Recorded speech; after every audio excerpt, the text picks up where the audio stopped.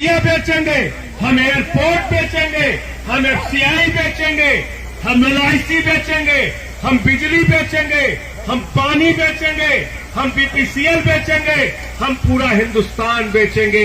कर्मचारियों को ये कहना होगा, कर्मचारियों को ये कहना होगा कि हम भारत की संपत्ति को बिकने नहीं देंगे। वो लोग सपूत कहलाते हैं जो माँ बाप की संपत्ति को बढ़ाते हैं, और जो माँ बाप की संपत्ति को बेचते हैं उनको क्या कहते हैं? क्या कहते हैं? जोर से बोलिए। तो एक कपूत सरकार देश के अंदर चल रही है, आपकी संपत्तियों को बेचने का काम कर रही है। आप इसमें लिखिए, हम सरकारी कंपनियों का निजीकरण नहीं होने देंगे। और एक चीज और याद रखना, ये आरक्षण की व्यवस्था अगर सरकारी विभाग ही नहीं रहेगा तो खत्म हो जाएगी अपने आप। फिर कहाँ रहेगी आरक्षण की व्यवस्था? अपने आप खत्म हो जाएगी। और अब तो सवर्णों को भी लड़ना पड़ेगा, क्योंकि तुम्हारा भी आरक्षण हो गया। इसलिए अभी अगला पिछड़ा मत करना सब लोग। मोदी जी ने सवर्णों के लिए ईडब्ल्यूएस का जो आरक्षण किया है वो भी खत्म कर देंगे अगर इसको अडानी को बेच दिया। एयरपोर्ट को बेच दिया, अडानी को बेच दिया।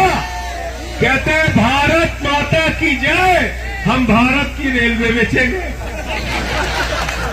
कहते हैं भारत माता की जय, हम कोल इंडिया बेचेंगे। अरे बेईमानो, भारत माता की जय भारत की संपत्ति बढ़ाने से होगी, बेचने से नहीं होगी। बेचने से नहीं होगी। एक कमजोरी हमारी इन बेईमानों ने पकड़ रखा है। एक कमजोरी से सबको बाहर निकलना पड़ेगा। कर्मचारी हो, मजदूर हो, किसान हो, नौजवान हो, व्यापारी हो, माताएं बहनें हो, जाति धर्म की कमजोरी से बाहर निकलिए और अपने मुद्दों की लड़ाई लड़िए।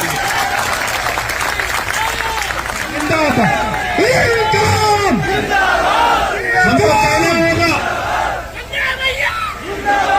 कि हम शिक्षा के नाम पर राजनीति करेंगे, हम स्वास्थ्य के नाम पर राजनीति करेंगे, हम सरकारी कर्मचारियों की एकता और उनकी तरक्की के नाम पर राजनीति करेंगे। बताओ, हिंदुस्तान में कौन सी संस्था है जहां पे 400 लोग सालाना मार दिए जाते हैं और सरकार उनको पूछती नहीं? इसकी लड़ाई सिर्फ आज जंतर मंतर पे नहीं होगी, इसकी लड़ाई पंजाब भैया जिंदाबाद, पंजाब भैया जिंदाबाद। इसकी लड़ाई जब संसद का सत्र चले तो उस समय आप लोग आइए। नवंबर महीने में शुरू होता है संसद का सत्र।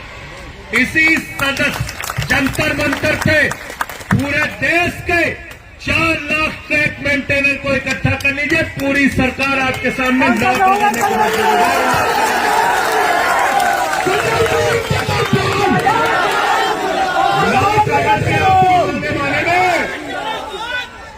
याद रखना। और मैं तो विपक्ष में हूं, एक ही वादा आपसे करके जा रहा हूं, लाठी खाओगे लाठी खाऊंगा, जेल जाओगे जेल जाऊंगा। पार्लियामेंट में आपकी आवाज उठाने,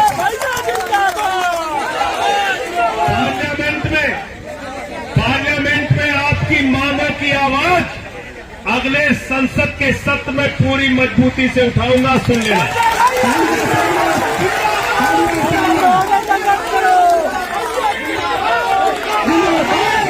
कोई ऐसा मुद्दा नहीं बचा जिसके मामले को लेकर मैंने पार्लियामेंट में आवाज, पूरी मजबूती से आम आदमी पार्टी के सांसद के तौर पे मैंने देश की संसद में आपकी आवाज उठाने का काम किया। और जब यहां रामलीला के मैदान में ओल्ड पेंशन की बहाली को लेकर कर्मचारी आंदोलन पर बैठे थे, तो मैंने दिल्ली के मुख्यमंत्री अरविंद केजरीवाल जी से अनुरोध किया कि आप पुरानी पेंशन दिल्ली में बहाल कीजिए, और उन्होंने दिल्ली की विधानसभा में पुरानी पेंशन बहाल करने का प्रस्ताव पारित किया। इसलिए आप सबसे एक ही बात कहना चाहता हूं, जो ट्रैक मेंटेनर ट्रैक को सही करते हुए, ट्रैक को बनाते हुए अच्छा ट्रैक बन सके, इसलिए ट्रेन के नीचे आके अपनी जान दे देते हैं, वो आपके और हमारे लिए शहीद हैं, जो लोगों की जान बचाने के लिए अपनी कुर्बानी देते हैं। रेल के अंदर यात्री बैठकर अच्छी ट्रैक पे चल सके, इसलिए ट्रैक मेंटेनर अपनी जान की कुर्बानी दे देता है।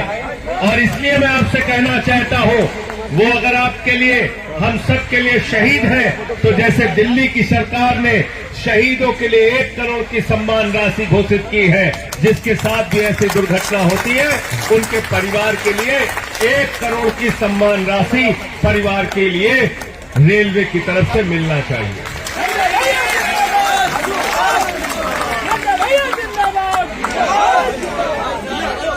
प्रमोशन की जहां तक बात है, एलडीसी की बात आप लोगों ने कही, अगर आप नौकरी कर रहे हैं तो प्रोन्नत तो उसका हिस्सा है,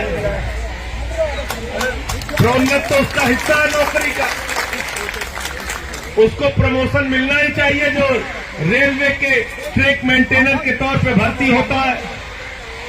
और ऐसा नहीं है, मैं ये कह सकता हूं, भारत सरकार में बहुत सारे केंद्रीय मंत्री ऐसे हैं, भारतीय जनता पार्टी में बहुत सारे विधायक और मंत्री ऐसे हैं, कई तो मुख्यमंत्री ऐसे हैं जिनसे ज्यादा पढ़े लिखे ट्रैक मेंटेनर हैं। है कि नहीं बताओ?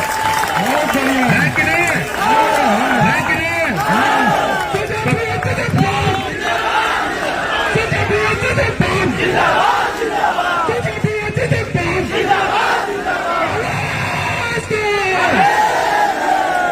तो एक चीज बताओ, तुम 8वीं पास करके देश चला सकते हो और ये MA पास करके प्रमोशन नहीं ले सकते हैं? कैसी बात है भाई?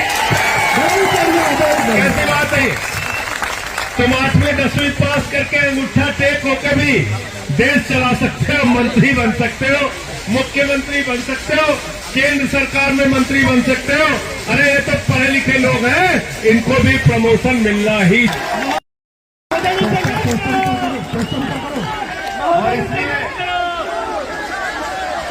एक बात मैं जरूर कहना चाहूंगा, एक अंतिम बात आपसे जरूर कहना चाहूंगा, साल 11 महीने तक आप लोग इंसान रहते हैं, जैसे ही चुनाव आता है कोई हिंदू हो जाता है, कोई मुसलमान हो जाता है, कोई ठाकुर हो जाता है, कोई ब्राह्मण हो जाता है, कोई यादव हो जाता है, कोई दलित हो जाता है, कोई पिछड़ा हो जाता है। ये काम बंद कर दो, ये काम अब नहीं चलेगा।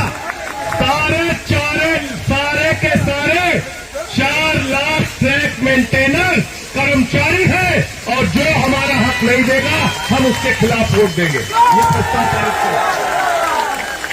तब डरेंगे तुमसे, तब डरेंगे। इन बेईमानों को मैं अच्छी तरीके से जानता हूं।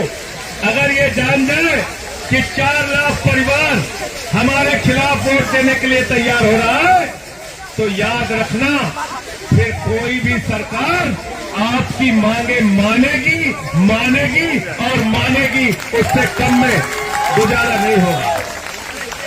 तो इसलिए साथियों और दोस्तों, आज अंत में एक ही बात कह के अपनी बात को समाप्त करूंगा। नौजवान कहता है हमको नौकरी दे दो, सरकार कहती है पैसा नहीं है। किसान कहता है फसल का दाम दे दो, सरकार कहती है पैसा नहीं है। कर्मचारी कहता है पेंशन दे दो, प्रमोशन दे दो, सरकार कहती है पैसा नहीं है।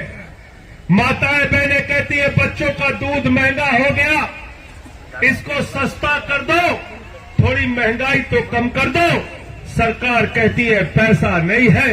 ये पैसा गया कहां साथियों? याद कीजिए, अडानी 2014 में उसकी संपत्ति थी 39,000 करोड़, 2018 में उसकी संपत्ति हो गई 57,000 करोड़, 2020 में उसकी संपत्ति हो गई 2.5 लाख करोड़, 2022 में उसी अडानी की संपत्ति हो गई 13 लाख करोड़ रुपए।